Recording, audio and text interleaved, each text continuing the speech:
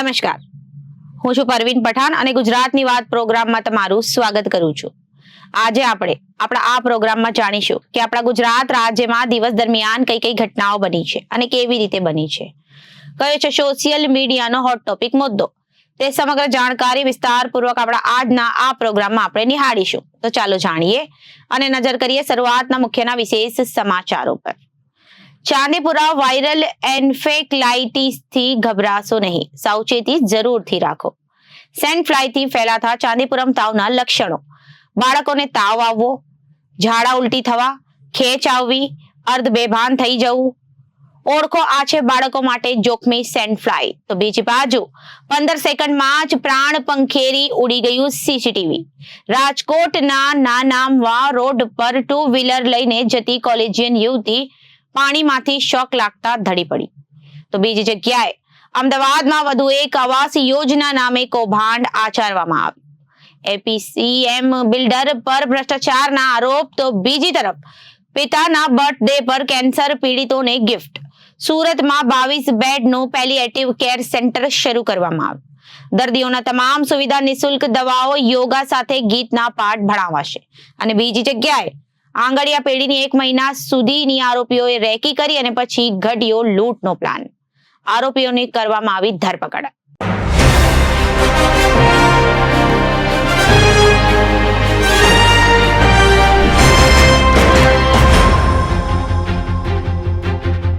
હવે જોઈએ સમાચારો વિગતવાર.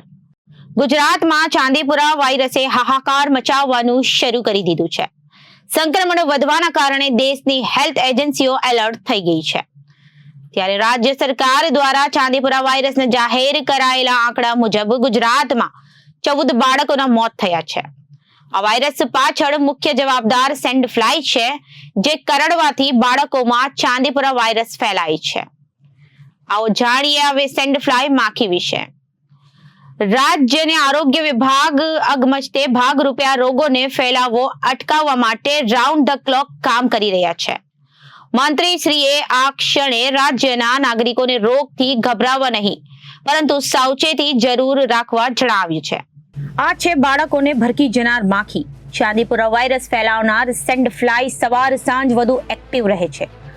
સામાન્ય માખી કરતા 4 ગણી નાની સરેરાશ 30 થી 70 ઈંડા મૂકે છે.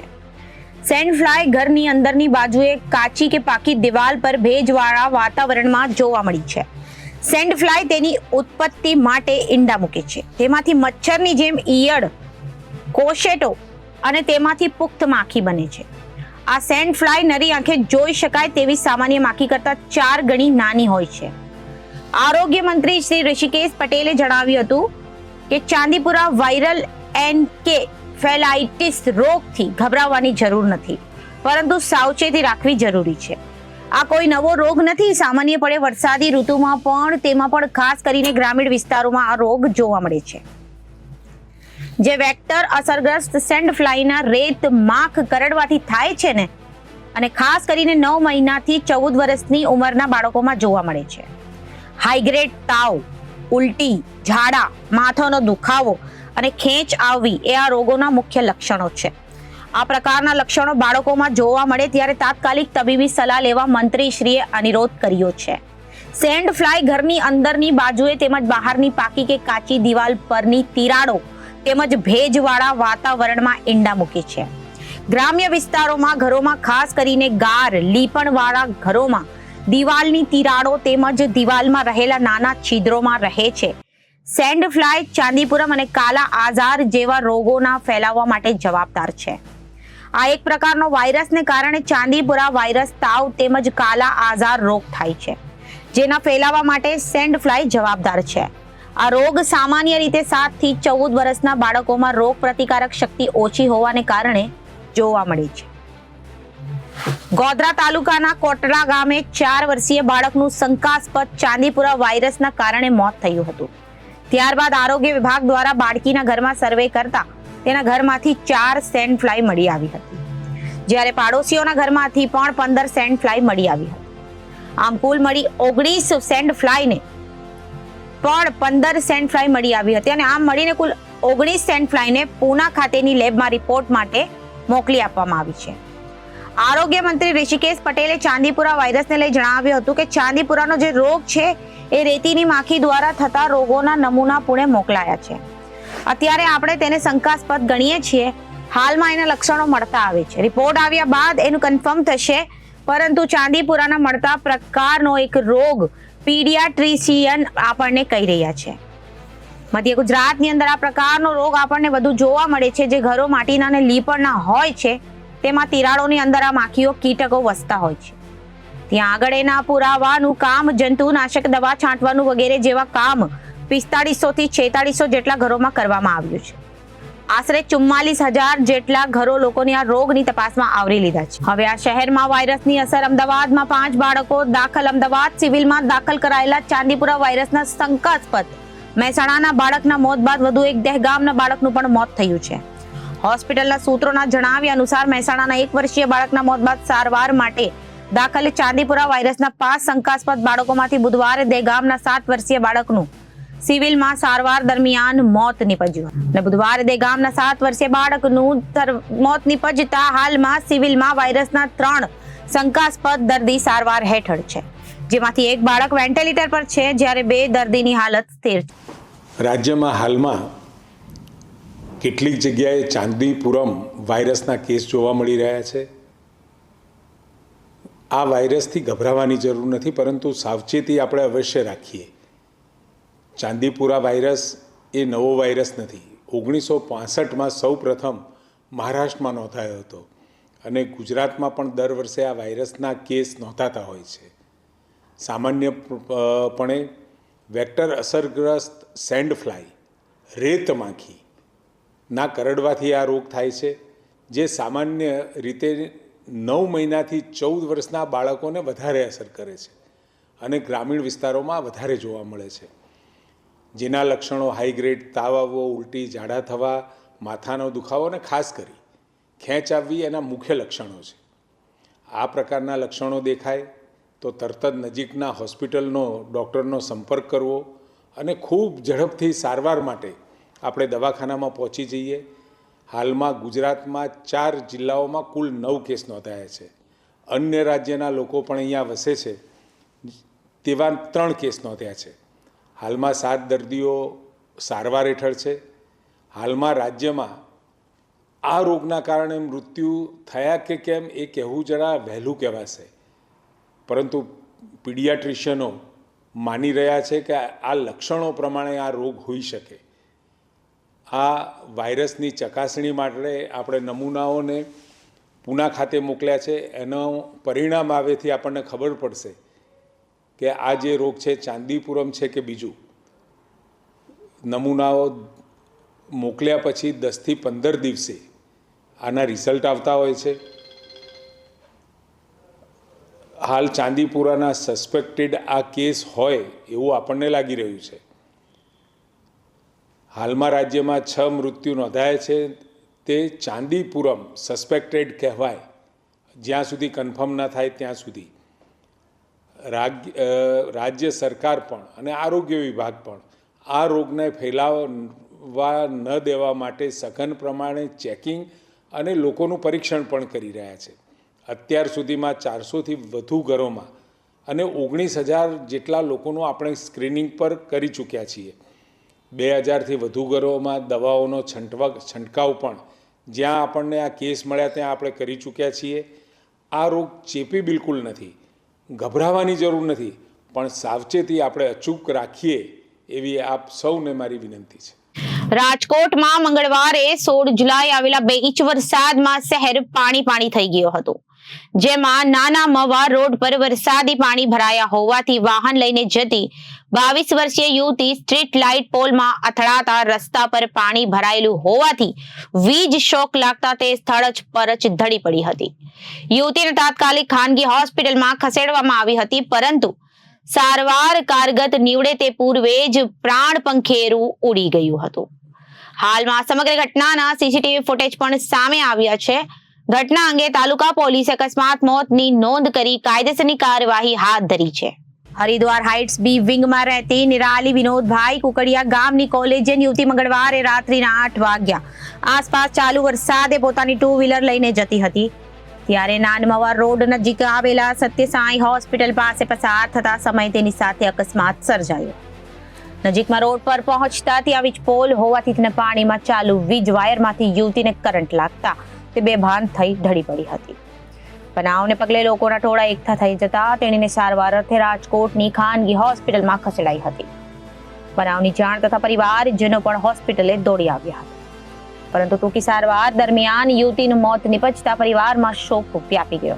બનાવની જાણ થતા તાલુકા પોલીસ સ્ટાફ દોડી ગયો હતો અને યુવતીનો મૃતદેહ પોસ્ટમોર્ટમ અર્થે સિવિલ હોસ્પિટલ ખસેડી જરૂરી કાર્યવાહી હાથ ધરી. રાજકોટ મનપાના મેયર નયના પેઢડિયાએ જણાવ્યું હતું કે આજે દુર્ઘટના બની તે બહુ દુઃખદ છે, પરંતુ રાજકોટ મનપાની સ્ટ્રીટ લાઇટ વિભાગને તાત્કાલિક અસરથી કાર્યવાહી કરવા સૂચના આપવામાં આવી છે. આખા રાજકોટમાં કોઈ પણ જગ્યાએ ખુલ્લા વીજ વાયર હોય અથવા બદલવાની કે રિપેર કરવાની જરૂર હોય તો તેને કામ તાત્કાલિક કરવામાં આવે.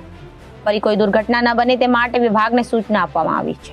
ઉલ્લેખનીય છે કે ચોમાસા પૂર્વે મેન્ટેનન્સ કામગીરી કરવાની અનિવાર્ય હોય છે, પરંતુ આ વખતે આ કામગીરીમાં ક્યાંક ચૂક રહી ગઈ હશે, કારણે આ દુર્ઘટના સર્જાઈ અને એક યુવતીએ પોતાનો જીવ ગુમાવવાનો વારો આવ્યો છે. અમદાવાદમાં વધુ એક વખત આવાસ યોજનાના નામે કૌભાંડ થયાનો આરોપ સ્થાનિકો દ્વારા લગાવવામાં આવ્યો છે. ઓઢવમાં આવેલ શિવમ આવાસ યોજનાનું રીડેવલપમેન્ટનું કામ પૂર્ણ થવામાં આવનાર છે, ત્યારે મૂળ રહીશો દ્વારા એએમસી અને બિલ્ડર પર ભ્રષ્ટાચારના આરોપ લગાવવામાં આવ્યા છે. અમદાવાદમાં વધુ એક આવાસ યોજના નામે કૌભાંડ થયાનો આરોપ સ્થાનિકો દ્વારા લગાવવામાં આવ્યો છે. ઓઢવમાં આવેલ શિવમ આવાસ યોજનાનું રીડેવલપમેન્ટનું કામ પૂર્ણ થવામાં આવનાર છે, ત્યારે મૂળ રહીશો દ્વારા એએમસી અને બિલ્ડર પર ભ્રષ્ટાચારના આરોપ લગાવવામાં આવ્યા છે. તમને જણાવી દઈએ કે વર્ષ 2018ની 26મી ઓગસ્ટના રોજ અમદાવાદના ઓઢવામાં આવેલ શિવમ આવાસના 2 ફ્લેટ ધરાશાયી થયા, જેમાં એકનું મોત થયું હતું. હવે 6 વર્ષ બાદ અહીંયા આવાસ બનીને તૈયાર થયા છે, જ્યારે હજુ પણ લોકો રાહ જોઈ રહ્યા છે કે ક્યારે તમને તેમના આવાસની ચાવી આપવામાં આવે. સાથે જ આવાસ પડવાથી લઈને આવાસની ફાળવણી સુધીમાં અન્યાય થયાની વાત સ્થાનિકો દ્વારા કરવામાં આવી રહી છે. સ્થાનિકોનો આક્ષેપ છે કે શિવમ આવાસ યોજના 2 બ્લોક ધરાશાયી થતા બાદ 2018થી 2020 સુધીનું એક પણ રૂપિયો ભાડું આપવામાં આવ્યું. રહીશો પાસેથી મૂળ માલિકની એનઓસીમાં મંગાવવામાં આવી, જે નિયમમાં જ નથી. બીજા અન્ય આવાસોમાં માત્ર એફિડેવિટ મંગાવવામાં આવે છે. જરૂરી બીજા તમામ પુરાવાઓ હોવા છતાં માત્ર એનઓસીના કારણે 94 જેટલા પરિવારો આજે પણ મકાન અને 8 દિન સુધી ભાડાથી વંચિત રહ્યા છે. રીડેવલપમેન્ટ પોલિસી મુજબ હયાત મકાનના 40% મોટું મકાન બનાવવું તો તમે નાના મકાનો કેમ બનાવ્યા? પહેલા 25 સ્ક્વેર ફૂટ મીટરનું મકાન હતું, જેના બદલે 30 સ્ક્વેર ફૂટ મીટરનું મકાન બનાવવામાં આવ્યું એવા આરોપ થયા છે. પોલિસી મુજબ 1332 પરિવારો માટે 2 આંગણવાડી, 2 હેલ્થ સેન્ટર, 2 કોમ્યુનિટી હોલ હોવા જોઈએ, જેના બદલે માત્ર એક નાનું હેલ્થ સેન્ટર બનાવવામાં આવ્યું. એક પણ આંગણવાડી કે એક પણ કોમ્યુનિટી હોલ બનાવવામાં આવ્યા નથી. રીડેવલપમેન્ટ પોલિસી 2016માં લાગુ કરવામાં આવી હતી, જ્યારે નિયમ તો હતો કે બીયુ પરમિશન મળ્યા દિવસથી 7 દિવસ સુધી લિફ્ટ, બોર, રોડ, રસ્તા અને અન્ય જવાબદારી ડેવલપરની રહેશે. તો 8 વર્ષ બાદ મેન્ટેનન્સનો નવો ઠરાવ કરીને 7 વર્ષના મેન્ટેનન્સ પેટે ₹50,000 કેમ લેવામાં આવે છે? કેન્સર નિદાન કેમ્પમાં કેન્સર પીડિત દર્દીઓની વ્યથા જોઈને સુરતના યુવાને માતાના નામે ટ્રસ્ટની શરૂઆત કરી અને પિતાના જન્મ દિવસ પર મોટા વરાછા વિસ્તારમાં 22 બેડની નિઃશુલ્ક પેલિએટિવ કેર સેન્ટરની શરૂઆત કરી છે, જ્યાં કેન્સરના છેલ્લા સ્ટેજમાં જીવન માટે સંઘર્ષ કરી રહેલા દર્દીઓને તમામ પ્રકારની સુવિધાઓ નિઃશુલ્ક આપવામાં આવશે. આ 22 બેડના સેન્ટરમાં દર્દીઓને માનસિક અને શારીરિક સ્વાસ્થ્ય જળવાઈ રહે તે માટેની તમામ કાળજીઓ લેવામાં આવશે. આ સાથે જ અહીં કેન્સરના 4 સ્પેશિયાલિસ્ટ ડોક્ટર પણ દર અઠવાડિયે દર્દીઓના નિદાન માટે આવશે. સુરતના મહેશ રમાણી આજથી 2 વર્ષ પહેલા એક કેન્સર નિદાન કેમ્પ દર્દીઓની સ્થિતિ અને તેમની વ્યથા જોઈને તેમના માટે કંઈક કરવાનો વિચાર આવ્યો હતો, જેમાં મહેશભાઈએ માતા લીલાબેન જીવનભાઈ રમાણી અને ચેરિટેબલ ટ્રસ્ટની શરૂઆત કરી હતી. આજે પિતાના જન્મદિવસ પર ખાસ પેલિએટિવ કેર સેન્ટરની શરૂઆત કરવામાં આવી છે. આ સેન્ટરમાં કેન્સરના છેલ્લા સ્ટેજના દર્દીઓને તમામ પ્રકારની સારવાર મળી રહેશે. આ સાથે તેઓ રોગથી અને જીવનથી હતાશ ન થાય તે માટે મનોરંજન અને ધાર્મિક કાર્યક્રમ પણ કરવામાં આવશે. હજારો અને લાખો રૂપિયાના ખર્ચે જે સારવાર પ્રાઇવેટ અને અન્ય હોસ્પિટલોમાં થાય છે ને, તે તમામ પ્રકારની સુવિધા અને સારવાર અહીં તમને સેન્ટરમાં દર્દીઓને મળી રહેશે. આ અંગે મહેશ રામાણીએ જણાવ્યું હતું કે 22 બેડ સાથે આ સેન્ટરની શરૂઆત કરવામાં આવી છે. એક વખત તો કેન્સર નિદાન કેમ્પ દર્દીઓની સ્થિતિ જોઈને મેં વિચાર્યું હતું કે આવા દર્દીઓ માટે કંઈક કરવું જોઈએ, જેથી માતાના નામે ટ્રસ્ટની શરૂઆત કરી અને આજે મારા પિતાના જન્મદિવસ પર આ સેન્ટરની શરૂઆત કરી છે. આ સેન્ટર મારા માતા પિતા માટે એક ઉપહાર સ્વરૂપ છે. સાથે તેઓએ જણાવ્યું હતું કે અહીં કેન્સરના સ્પેશિયાલિસ્ટ 4 ડોક્ટરો દર અઠવાડિયે આવશે. અહીં દર્દીઓને રહેવાની, ખાવાની, દર્દીઓ સહિતની તમામ પ્રકારની સુવિધાઓ મળી રહેશે અને દર્દીઓને યોગા, મેડિટેશન અને સાથોસાથ દર અઠવાડિયે ગીતાના પાઠ પણ કરવામાં આવશે, જેથી તેઓ માનસિક રીતે મજબૂત બની શકે. પેલિએટિવ કેર સેન્ટરમાં કેન્સરના છેલ્લા સ્ટેજમાં જીવન માટે સંઘર્ષ કરી રહેલા વ્યક્તિઓનું શારીરિક અને માનસિક સ્વાસ્થ્ય જળવાઈ રહે તે ભાવના અને તેમની લાગણી સભર કાળજી લેવામાં આવશે. આ સાથે જ નિઃશુલ્ક સેવા કરવાના ઉમદા હેતુથી સાથે મેડિકલ સેવા, યોગ, મેડિટેશન, રહેવા જમવાની સગવડતા અને મનોવૈજ્ઞાનિક પદ્ધતિ દ્વારા તેમજ દવાઓ અને સેવાઓ આપવામાં આવશે. અમદાવાદના એલિસ બ્રિજ વિસ્તારમાં લો ગાર્ડન પાસે થોડા દિવસ પહેલા આંગણિયા પેઢીના કર્મચારી લૂંટાયો હતો. રિક્ષામાં જઈ રહેલા કર્મચારીને બાઇક સવાર કેટલાક અજાણ્યા શખ્સોએ આંતરી કર્મચારીના આંખમાં મરચાની ભૂકી નાખી લાખો રૂપિયાથી ભરેલી બેગ લૂંટીને ઇસમો ફરાર થઈ ગયા હતા અને પૂછપરછ પોલીસ દ્વારા હાથ ધરવામાં આવી. આ કેસમાં ક્રાઇમ બ્રાન્ચે 2 આરોપીઓને રાઉન્ડ અપ કર્યા હતા અને પૂછપરછ હાથ ધરી હતી, જેમાં મસમોટા ખુલાસા થયા છે. અમદાવાદના એલિસ બ્રિજ વિસ્તારમાં લો ગાર્ડન પાસે 10 જુલાઈના રોજ રિક્ષામાં જઈ રહેલા આંગણિયા પેઢીના કર્મચારીને આંતરી બાઇક સવાર અજાણ્યા ઇસમોએ કર્મચારીની આંખમાં મરચાની ભૂકી નાખી લાખો રૂપિયાની લૂંટ કરી ફરાર થઈ ગયા હતા. આ કેસમાં ક્રાઇમ બ્રાન્ચે દાણી લીમડા નજીકથી 2 આરોપીઓને રાઉન્ડ અપ કર્યા હતા અને પૂછપરછ કરી હતી કે આ કેસની વિગત આપતા એસીપી ભરત પટેલે જણાવ્યું હતું કે 10 જુલાઈના રોજ એલિસ બ્રિજ પાસે સ્ટેશનમાં ગુનો નોંધાયો હતો. ત્યારબાદ આ કેસમાં 2 લોકોની ધરપકડ કરવામાં આવી. આરોપીઓ છેલ્લા 1 મહિનાથી આર કાંતિલાલ આંગણિયા પેઢીને રેકી કરતા હતા. એસીપી ભરત પટેલે આગળ જણાવ્યું હતું કે આ કેસમાં જબ્બાર ઇકબાલ મોહમ્મદ જાવેદ અને આરોપીની ઉંમર 38 વર્ષ છે, તેની ધરપકડ કરવામાં આવી છે. ક્રાઇમ બ્રાન્ચે બંને આરોપીઓને દાણી લીમડાથી ઝડપી પાડ્યા હતા અને આરોપીઓએ આંગણિયા પેઢીના કર્મચારીઓને રેકી કરી લૂંટનો પ્લાન બનાવ્યો. આરોપીઓ પાસેથી કુલ રૂપિયા 36.50 લાખનો મુદ્દામાલ જપ્ત કરવામાં આવ્યો છે. અગાઉ જાન્યુઆરી 2023 દરમિયાન આરોપી મોહમ્મદ જાવેદ જમાલપુર વિસ્તારમાં આંગણિયા પેઢીને કર્મચારીને માર મારી લૂંટ આચરી હોવાની ફરિયાદ પોલીસ ચોપડે નોંધાઈ હતી. આરોપી પૂછપરછમાં એક્ટિવા ચોરી, 2 લૂંટ સહિત કુલ 3 ગુનાની કબૂલાત કરી છે. આરોપીઓએ કુલ 40 લાખની લૂંટ કરી છે, જે પૈકી 4 લાખથી પોતાના દેવાની ચૂકવણી કરી હતી. 10/7/2024 ના રોજ એલિસ બ્રિજ પોલીસ સ્ટેશનમાં એક ગુનો નોંધાવેલો છે. વિસ્તારમાં આર કાંતિલાલ પેઢી આંગડિયાના 2 કર્મચારી જમાલપુર શાક માર્કેટમાંથી એમના દૈનિક ક્રમ પ્રમાણે રૂપિયાનું કલેક્શન કરી અને પોતાની ઓફિસ પર જ જઈ રહ્યા હતા રિક્ષામાં. એ વખતે કલગી 4 રસ્તાથી લો ગાર્ડનની વચ્ચે એક કાળા કલરના એક્ટિવ પર આવેલા 2 વ્યક્તિઓએ રિક્ષા પાસે જઈ એ લોકોના ઉપર મરચાની ભૂકી નાખી અને એમની પાસે રહેલો પૈસાનો થેલો જૂટવવાની કોશિશ કરેલી. આ બંને કર્મચારી દ્વારા થેલો ન ખેંચી જવા દેવા માટે ખાસી બધી ઝપાઝપી થયેલી. એ દરમિયાન આ બંને વ્યક્તિ પૈકીના એક વ્યક્તિ એની પાસેની રહેલા હથિયારથી ફાયર કરેલું અને ફાયરમાં ઈજા થયેલી અને ત્યાર એ હથિયારથી જ એણે માથાના ભાગે પણ ઈજા કરેલી. આ સંબંધે ગુનો નોંધાતા ક્રાઇમ બ્રાન્ચની અલગ અલગ ટીમો કામે લાગેલી. સૌપ્રથમ જે આ એક્ટિવા આઈડેન્ટિફાઈ થયું ને એક્ટિવાનો જે નંબર અત્યારે જે છે ઉપલબ્ધ, એ નંબર શરૂઆતથી જ નકલી હોવાનો જણાવેલો. એક 4-વ્હીલર એક્સેન્ટ કારનો નંબર છે. આ લોકોએ આ જે એક્ટિવા જે છે એ આ લૂંટના બનાવના અગાઉના 1.5 મહિના પહેલાં જમાલપુર આપણે નદી કિનારે જે ગુર્જરી ભરાય છે ત્યાંથી સફેદ કલરનું એક્ટિવા ચોરી કરેલું હતું. આ સફેદ કલરના એક્ટિવાને એ લોકોએ સ્પ્રેથી આખો કલર એનો બદલી અને બ્લેક કરી નાખ્યો હતો. ટેકનિકલ ઇન્ટેલિજન્સ, સીસીટીવી અને હ્યુમન રિસોર્સ આધારે આ બંને આરોપીઓને દાણી લીમડા ખાતેથી પકડી લેવામાં આવેલા છે. આ બંને આરોપી પૈકી એકનું નામ છે Jafar Iqbal Niyaz Ahmed Rangrez, Shahalam society, barrel market, Dani Limda, Ahmedabad. અને બીજો જે છે એ મોહમ્મદ જાવેદ ઉર્ફે જબ્બો મોહમ્મદ હનીફ રંગરેજ, બંનેની ઉંમર 38 વર્ષ છે. એ પીર કમાલ દરગાહ કમ્પાઉન્ડ દાણી લીમડા ખાતે રહે છે. આ બંને આરોપીઓએ આ જે લૂંટને અંજામ આપ્યો, એ લૂંટનો અંજામ આપવા માટે જમાલપુર બ્રિજ નીચે છેલ્લા 1.5 માસથી રેકી કરેલી કે ત્યાં કયા કયા આંગળિયા પેઢીના કર્મચારીઓ પૈસા લેવા આવે છે અને કઈ ઓફિસે જાય છે. ઘણી વખત પીછો પણ કરતા હતા. આ બનાવમાં પણ એવું બન્યું છે કે જ્યારે બનાવના આગલા દિવસે એટલે કે 9/7ના રોજ જ્યારે આ લોકો આ જ બંને કર્મચારીઓ જે આર કાંતિલાલ આંગડિયા પેઢીના કર્મચારીઓ છે એ જ્યારે પૈસા લઈને નીકળ્યા ત્યારે તરત જ એમનો પીછો કરવા માટે એમણે કોશિશ કરી, પણ એક્ટિવા કોઈ પણ સંજોગોમાં ચાલુ ના થવાથી એમને એ દિવસે 9/7ના રોજ એ પ્લાન એમને પડતો મૂકવો પડ્યો અને એ જ રીતે 10/7 એ લોકો ફરીથી પીછો કરે છે અને આ ગુનાને અંજામ આપે છે. બંને આરોપીઓ પાસેથી હાલ 35,58,000 રૂપિયા, 58,500 રૂપિયા તથા 2 મોબાઈલ ફોન કબજે કરવામાં આવેલા છે. કુલ 36,85,000 રૂપિયાનો મુદ્દામાલ કબજે લેવામાં આવેલો છે. કુલ આ લૂંટ 40 લાખ રૂપિયાની થયેલી હતી જે તે વખતે. આ બંને આરોપી પૈકી એમનો જે ભૂતકાળ છે પ્રમાણે એ લોકો જીન્સની ફેક્ટરીમાં કામ કરતા હતા અને ત્યારબાદ ઓટો રિક્ષા ચલાવતા હતા. એ પૈકી જે આરોપી જે છે એની વધુ પૂછપરછ દરમિયાન મોહમ્મદ જાવેદ જે છે જબ્બો, એણે